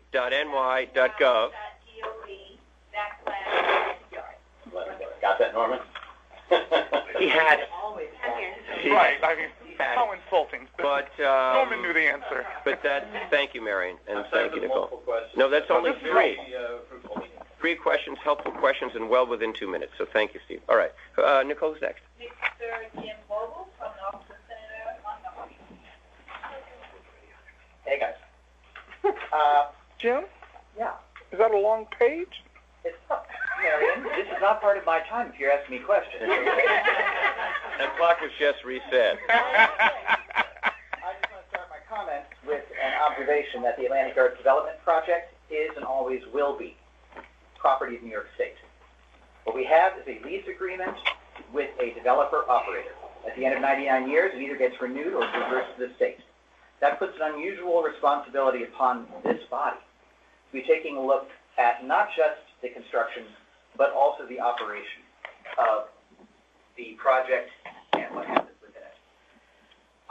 It's kind of a lead-in to the fact that the citizens are citizens of New York State, and the responsibility of this body does not end at the project line. What is done as a result of this project and the operation of it is also the responsibility of the state, because it's affecting the citizens. I say all this just to encourage this body to concern itself not just with the construction, but with the operation. And we've had some real bumps in this road. This is an extraordinary project. It's right on top of people. The state used extraordinary powers to give this project and this developer rights that no others have ever had. And it needs an oversight of a body such as this that is concerning itself with the welfare of the citizens. And I'm very happy to see that's very much what I'm hearing from you guys today. Your questions were spot on this. The last Tuesday was a fine example. I saw this going on, and I wondered, why is it that any major event from the Barclays Center involves a pronouncement from the Barclays Center that such and such will be happening? End of discussion. On Tuesday, the place was flooded with school buses that ate up, well, a lot, besides idling and eating up a lot of air, the businesses lost their customers who couldn't park. The people who lived here lost their right to park in front of their own house, but they're kind of getting used to that, and that's very sad. The developer, the way this is set up, it's a great deal of responsibility on the developer as also a developer-operator. They need your help, but the citizens need your help also. And Senator Montgomery is very happy to see a board like this act as a partner in helping this thing go forward. Thank you, Jim. Please give our regards to the senator. You'll see her first. I'm going up there tomorrow. Nicole, who's next? Peter Crashes, Dean Street Block Association. Hi, I'll do my best to keep under 2 minutes. First, a couple things. Our block association did submit a letter to the ESD board about concerns about the change in the residency requirement. I regretted not springing up and explaining it to the board in advance of vote, but we do oppose it because we feel that the board should, the people on this board should be resources for the community, and we also I think it's just a simple observation that a board which is Marion described as unique and is advisory to a larger subsidiary would be useful for, if you're advising the ESDC board, be useful for actually not for the ESDC executives not to be on the board, as much as I appreciate Chairman Adams' leadership of this committee.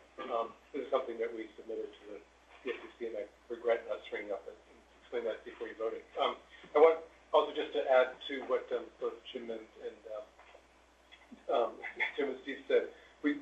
This board I'm here because of overseeing environmental monitoring, because we're immediately adjacent to the project. We want to encourage the board to look at and oversee and advise across the full spectrum of elements of this project, whether it's the project plan and improving the project plan, whether it's the finances of the project and creating transparency for the public in relation to that. We're just encouraging the board to scrutinize the job that the ESDC does, the state does on behalf of the public.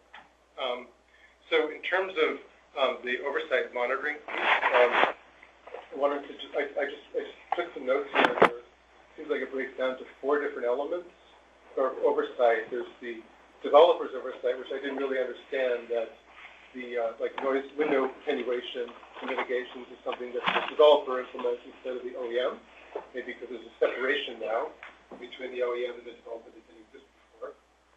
There's the state environmental monitor. There's remedial, which is associated with RU, where there's some kind of relationship, and RU is actually a contractor on the site. So, and then there's Nicole, which is a new a new element to oversight we did recognize. So I'm going to make some very quick recommendations. First off, in terms of Nicole and the idea of having somebody on the site from the state, that's obviously a really excellent idea. I think everybody would support seeing somebody on site on a regular basis. Ideally, not blocks away in an office that you have to show your ID to get into and have a hard time finding the office to begin with, but maybe actually right next to the site with a storefront and a lit window. I think that's the kind of openness and accessibility that makes things easier for the community. And that's very common with construction sites, construction projects that are much smaller than this one. In terms of HDR, and this would be STD as well, really just want to encourage access for the board to the meetings between radio shots and the how this is overseen. I think we would like the board to have as much transparency as possible to get the documentation for those meetings and to actually just, I mean, I would think because this board is set up to advise the state on how to improve its oversight, that actually having access to how it's actually overseen and the discussions that take place, the board is here is dedicated to improve the project, it would be helpful. And you don't have to attend the meetings, but if you had the option to attend, I think that might actually be very reassuring for the community. In terms of the developer in the on-site environmental monitor, there's 2 things in terms of mitigation and monitoring. So we had an incident actually in the last couple of weeks, it's been unfolding slowly, where there's letters being distributed about the noise attenuation. This is how double pane windows are required by the developer to be put in place where there aren't double pane windows, and air conditioners are required to be made available. So there have been letters arriving for a smattering of residents near some of the buildings being built. But we have asked for an idea of what the math is of those people who are supposed to receive them, because there's construction actually across the full project site. The letter seems to imply that the noise attenuation is only available to people covered by the SCIS, most recent SCIS. It also seems to have come roughly 3 months late, if not longer. And Jim probably remembers because we had exactly the same situation occur in 2007. And it's a mitigation that's made available to tenants and residents. There's a lot of turnover. There's been one single notice in my memory, and that was in 2007. So what would be helpful is, in terms of what the developers are required to do, getting it spelled out kind of concretely what the timetable is for those kinds of things, what the job is, basically what's the scope of work for the developer relative to the mitigations that they're delivering. You have to take that. No, that's the timer. Oh, that's the timer. And then, my phone. What is that? And then relative to the on-site environmental monitor, I may have missed it, but you haven't actually made public the scope of work for the on-site environmental monitor. I think that would be helpful as well. I think having the board be able to review, as the ESDC already has, the scope of work for the on-site environmental monitor. That also helps us identify if, when Nicole should be there, when, the community members who are already there need to go out, if there's going to be a hole. Excuse me, I have a cold, so I'm no stuff. And then just an observation, generally speaking, about the on-site environmental monitor.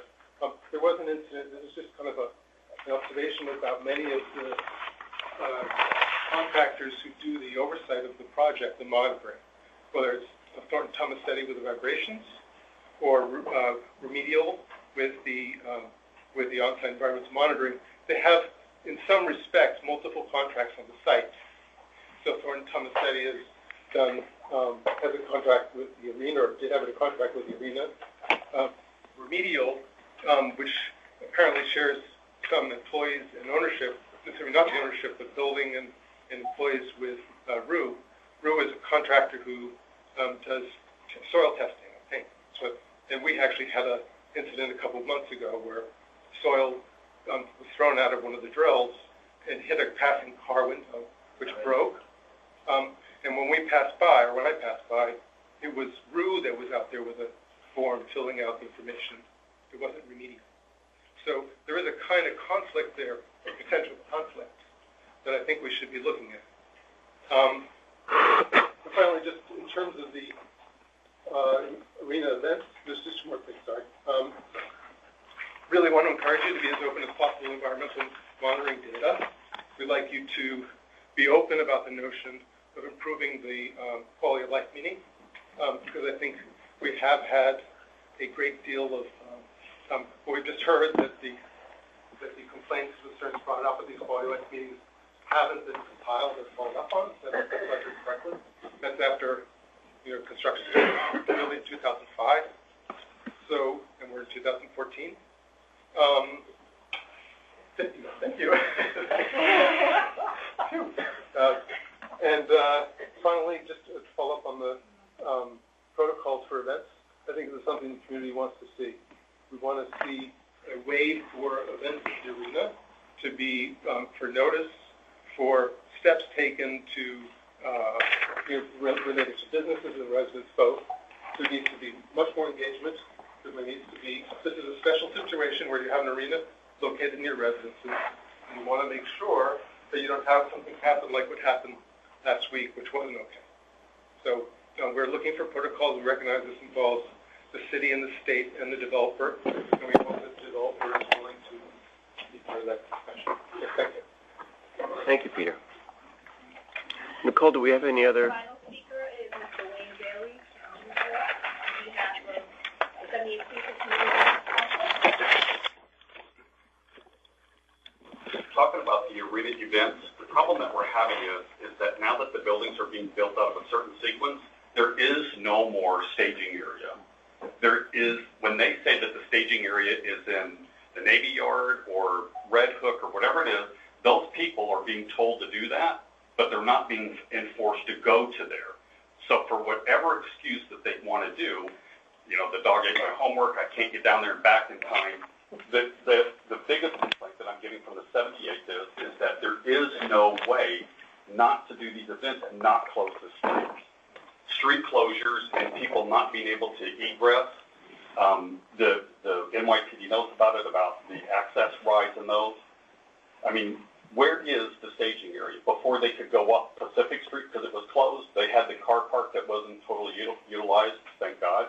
But the problem is that that's something that needs to be defined. And how do we get back to that? Because this is only going to get worse. Now that the arena events are ramping up again, it was the same thing with the surface. The only way for us to do anything now to stage is to close the streets. And they're not doing it with a lot of notice. Thank you. Thank you, Wayne. Nicole, anyone? Nicole doesn't have anyone else on her sign-in sheet, but let me just take a moment to see if there's anyone else who didn't sign in who'd like to make a comment or share an observation. Yes. Please, come on down.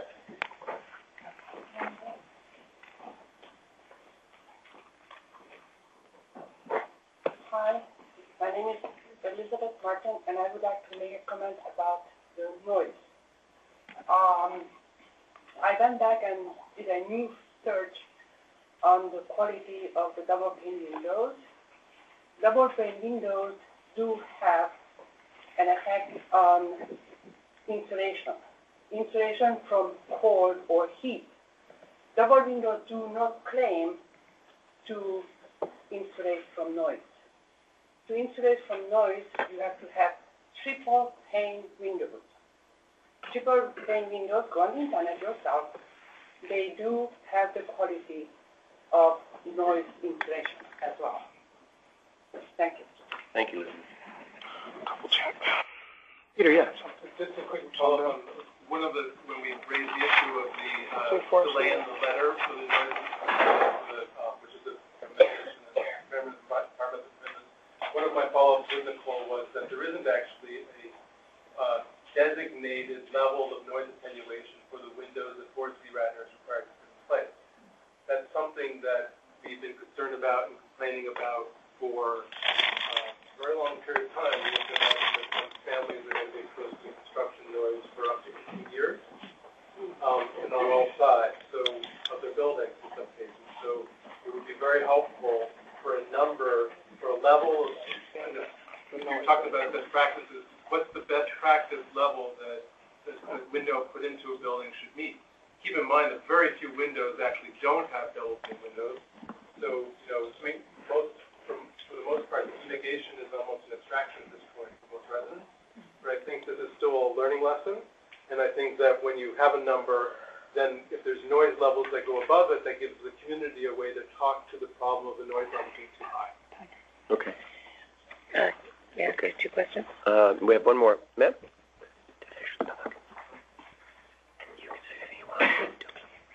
Hi, I'm Patty Hagan. I'm a resident of St. Mark's Avenue since 1979. I would just like to bring up the question or the placement of the 16-foot tall green fence again. I was particularly alarmed when I read last week that a woman was killed by a flying piece of just such a fence on West 12th Street, where the luxury condos are going up, where St. Vincent's Hospital used to be. And it really alarmed me because that fence was only 8 feet tall, and yet that woman was killed by a flying piece in strong wind.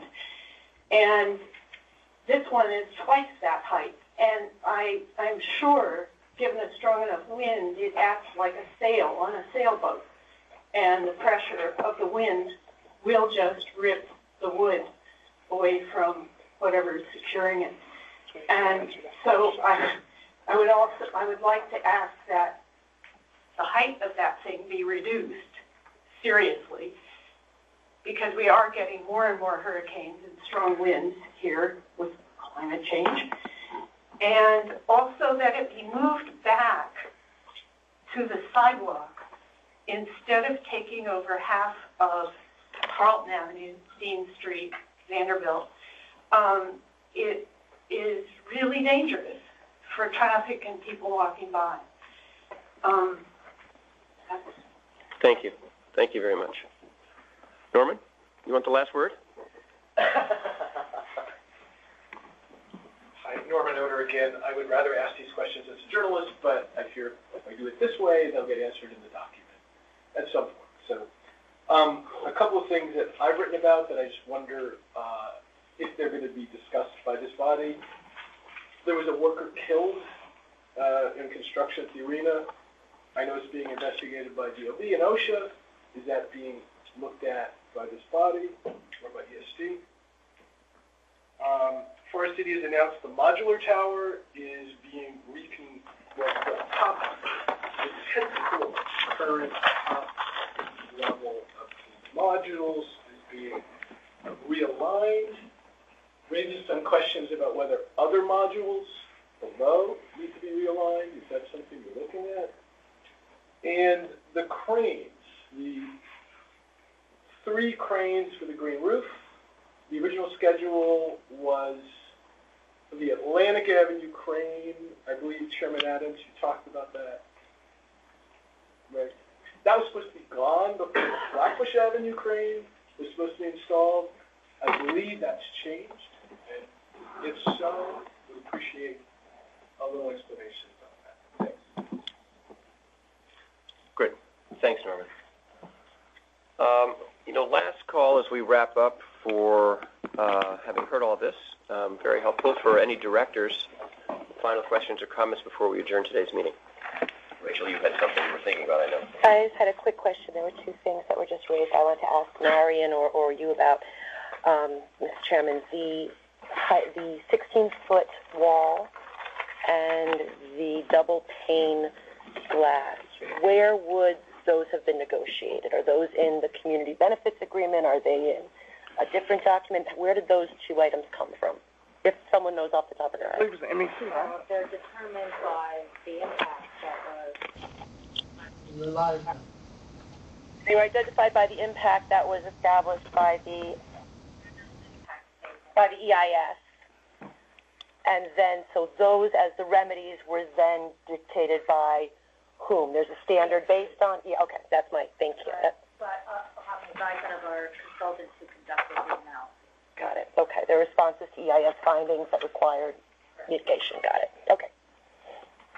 Thank you. Thanks, Rachel. So, Mr. Chairman, yeah, I have a question then in terms of the authority of this board and some of the questions that are raised. Does this body have the authority to require that the fence on Carlton Street be moved? Does this body have the authority to require installation of triple pane glass as opposed to double pane? What is the authority that this board has if this body were to vote on a matter like that? Robin, I'm sorry. I was going to say the short answer is this body has the authority to advise the ESD board on these and other matters as it sees fit, and the ESD board of directors is the party to the development agreement, right? And so many of the resulting agreements that guide the development of the project. But Robin, you want to add a finer point to that? Well, that's essentially correct. If there, again, as Marion said during his presentation, the AY CDC directors can make reports to the ESD board. And as Rachel said, most of these requirements come from the EIS or the SECRA process. So they were developed in conjunction, really independently from the developer with our consultants as to what was understood to be required mitigation for the impacts that were perceived during that whole process. After we made that determination, then that was put into a contract, which is now an existing contract with 4C Ratner. To the extent that we wanted to change or to have a discussion about potential modifications to that contract, obviously, if there was a request from the directors, we would study that and analyze it, get a report back to you, and if you felt strongly about that, we could make a recommendation to the ESD. When I say we, that means you, this body, could make a recommendation to the ESD directors for them to look at. The question of how that would get into a SECRA analysis or into contractual relationship with the developer would be a more complex question, but I mean that would be the process to sort of raise the question, give us a little time to study, and then if you would like, then bring it on to the ESD directors. It seems like on those two questions, right, it seems it would be fairly simple to bring in to get an analysis done. What is required for sound attenuation? Is it double pane or is it triple pane? If it's triple pane, then there should be triple pane windows that should be installed because that's what the whole purpose of installing windows is. Seems like in terms of this fence, going back and forth with staff, seems like there are a couple competing interests, right? It's the environmental concerns with respect to sound in the community along Dean Street, and so you have these two competing interests. If it's the community itself which is raising those very blocks which are raising the concerns about the size of the barrier. So if the community wants to deal with the reality that there might be degradation of quiet in the neighborhood for a barrier that is lower, then we could go with a lower barrier. That's my understanding, right? So, I mean, if that's what the purpose of this, of this body is. The 16-foot fence is a long and complicated and technical. Well, let me give you an update on this fence. Yeah, sure. But let me first say, the situation that occurred in the West Village is tragic. It was very tragic, and the difference between that 8-foot fence and our 16-foot fence is how the 16-foot fence is secured with the bracketing, I will call it, and the 6-foot stanchions that are behind the wall to secure the wall. The reason that the fence is there is really the MEC looked at it and really we did an analysis, and that it does reduce sound. And the fact that it's in the street is because there has to be that 6-foot brackets or stanchions to make sure it's safe in high winds. So that's just to address that one question, because I think it's very clear, very important to understand that we may end up having to have a 16-foot wall around the entire project. It hasn't been determined, but that is a possibility, and we all should understand that to do that correctly and to make sure it's safe, they may need to do the exact same thing. Right, but I mean, I would assume that within that question, Marion, that there are ways to do it. I mean, the cost would be a factor in terms of how you would secure the fence. So you might be able to secure the fence in a different way at a higher cost, right? Or no? We did look at that. You did? That was part of the whole process of reviewing the MPT. And, there's also a New York City noise code regulation about a 15-foot fence required within 200 feet of a sensitive receptor, which is what we call the residents that are within 200 feet. So, to just suddenly decide we're going to go to 8 feet because it gives you more room on the roads and that's more convenient for everybody, it's just not that simple a trade-off. But I don't think it's just a matter of convenience as a community. I think that the community would argue that it's not simply the convenience of the road, but there's emergency service vehicles in that area. It's very close to the arena. So the fire department. There are broader concerns. I'm not suggesting that we make a vote on that, but if there is a question about if the board had the authority, for instance, to vote that there would have to be triple pane windows installed along that authority, which would that would take care of the sound question. You could bring down the side of the wall. You could bring down the wall to a different level, which would then bring the wall back, which would open up the Carlton Avenue for a little ease of traffic. You want to?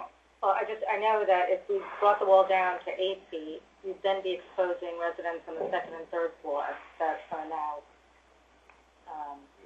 they are now enjoying the attenuation from the fence.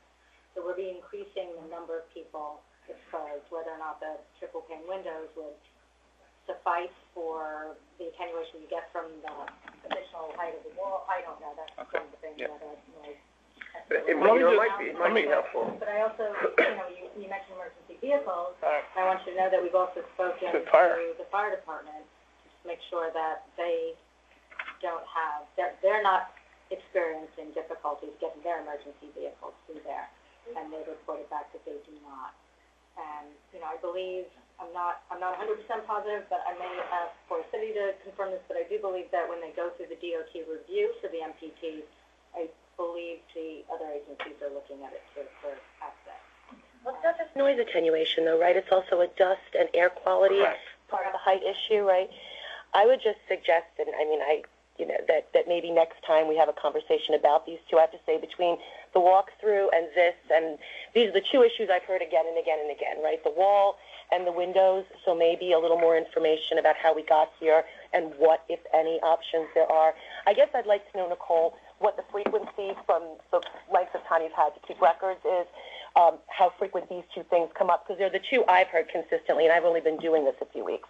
And if it's something that is as frequent as it seems to be, maybe it's worth another conversation about, just in terms of whatever the options are, what the future holds. I don't know enough about, But I guess my question was just your question of authority. Yeah. I think that as this conversation continues, and that is something that this board sees fit, a report for recommendation could go to the directors. There are a number of things that would have to occur, and I'm not sure how, but it's something, if you saw fit, you can make that recommendation. So this body would make Chairman, this body would make a report to ESD, and ESD would then have to take action or not take action. Correct. As you guys would see fit. Okay. That's the key. But with respect to the issue, it might be helpful, and let's just see what other directors think. If in the agenda for our next meeting, as an agenda item, we could get, as you did today, some very helpful background on a series of things, but some specifics on, and Rachel's touched on a lot of this, so I suspect you can prepare it pretty easily. But tell us the history, the why, the rationale for the 16-foot fence and the location that it's in, because this subject come up a lot. And directors like Rachel, to your point, it'd be good just to, I think that'd be helpful to add to the agenda if people agree. Okay. And also good discussion. And also the background, again, just because we're all learning, as we're most of us new at this, on the noise attenuation and the windows. And again, Rachel was referring to this before, but a more formal report on this is how we got to where we are, and this is what it is, and this is what the technology was at the time. But one of the things that would have to be required then is that the letters that go out require a certain period of response time. And so if we make a decision, we've got to kind of recognize that there's a concern. So someone should alert Forest City Ratner that this is a question that's. I bet they already know. Yeah. These are issues that have been out there. They're sitting over there, but I think as a follow-up, all the comments Kenneth made regarding, the community relations, the environmental components, I think those are two very good discussions and presentations. And when I said environmental, the whole org chart as well as the fence and this issue related to sound, I think that's one discussion for you. And then the community relations will be the other discussion. I'm not trying to limit your discussions. I just think that all of you are very active and very smart, and that if I put 3 things on your agenda, you will be here very long. But I think that's a very good starting point. If I heard you correctly in what Kenneth is asking, I think those are 2 very good. I'm getting a lot of head nods, so I'm assuming that's where we want to go next. It's just good for all of us to get on the same page with respect to. Some of us have more background than others, and need to get the project history, and why are we doing so, or why are certain things happening the way they're happening at the project site as we speak. People need to know that, right? And I think we can make that type of presentation and then really focus on those 2 areas, and then really try to hear you as we try to figure out what are better ways to hear from the community, respond to the community, measure the communities in terms of the success of our efforts, and then from an environmental historical perspective, what options exist and how to make this work a little bit better. And I think that's what I'm hearing from you now. Now, you're really good at boiling this down for us. The one other thing I might mention is that somebody mentioned a map of who's getting notified because they have a right to some of this attenuation. Somewhere, someone's determined what that project area is. I think we should probably make we have the boundaries. I'm pretty sure we have the boundaries. There's addresses listed in the EIS. We can turn that into that. Okay. Marion, the only thing I would add to the suggestion is just kind of an executive summary of the back and forth that staff has had with city agencies on these issues, because maybe not for this meeting, but there has been significant back and forth with DOT, with the fire department, where staff has taken back comments, concerns, issues that have been raised, and there's been kind of an ongoing dialogue. We have a City Hall representative that I communicate with probably every other week in a regular call, and so that has been very helpful.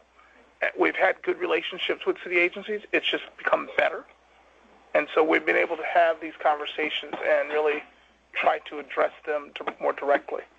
So literally on the fence, what the fire department has said, what DOT has said, because, I can tell you what the fire department has said. The fire department said there's not been any response lag time or an extension of their response time, and they've been able to get through the streets clean.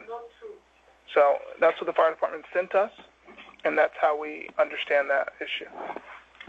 All right. Anybody, since we're on the topic and we got to wrap up, anyone want to make any other suggestions to Marion and the team for our next meeting's agenda? One thing that I think would be good to focus on is if we recognize that the fence has a function in its height, and we accept the fact that it needs the 6-foot lateral space to support it, therefore the question being asked really is, can it be moved further into the site? And I think even if that were just a few feet, it would make be of great advantage to both the throughput on those streets and the trees. Okay. Thank you. And just one additional, I think, stemming off of what you were saying, Rachel, that we keep hearing certain things. The fence is certainly one, the noise attenuation, and large-scale events with Barclays. So if the board could somehow receive a briefing from Terrence, or if we could, learn about what are their protocols. Right. I know that they meet with Forest City. Like, how does that all? I think we can do 2 things. One, we can we can send out their regular schedule of events, which will at least put in your mind what's possibly could be high traffic.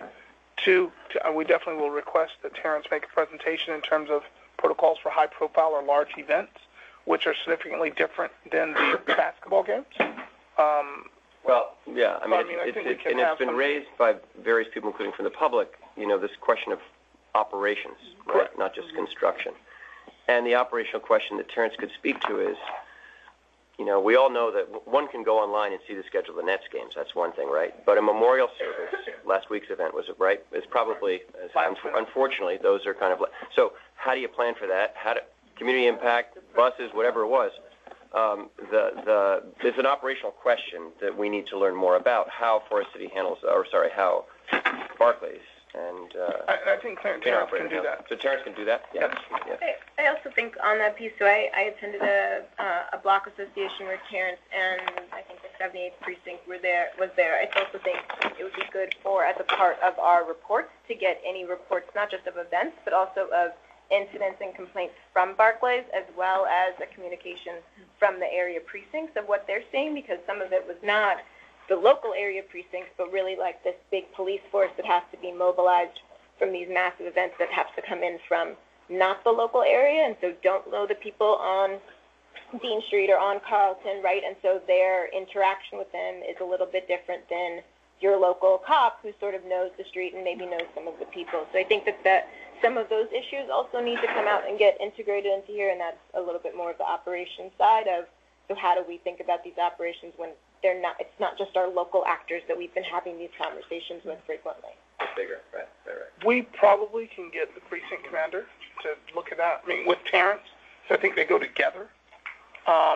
Understanding, and I'm fine doing this, understanding those are three very large topics, and I'm fine putting it together. Okay, thanks. Good. Well, enough for one day. No further business to conduct this afternoon. I'd ask please for a motion to adjourn our meeting. Moved. Thank you. Thank you, everybody. Thank you. Thanks for coming. Thanks for your participation. Understand. And thank you to our friends in the community.